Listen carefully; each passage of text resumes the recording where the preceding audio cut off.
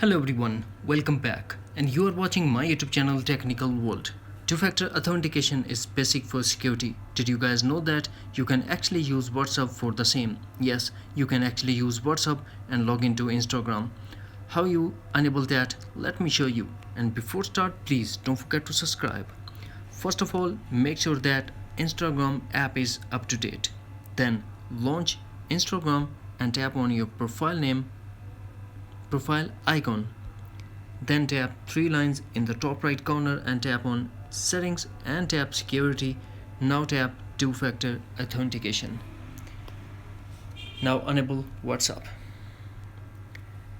They will send you confirmation code in your WhatsApp account.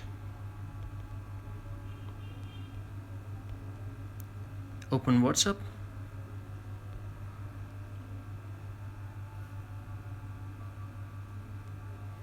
This is your first code, 548632.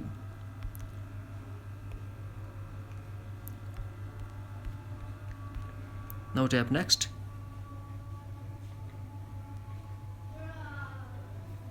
That's it.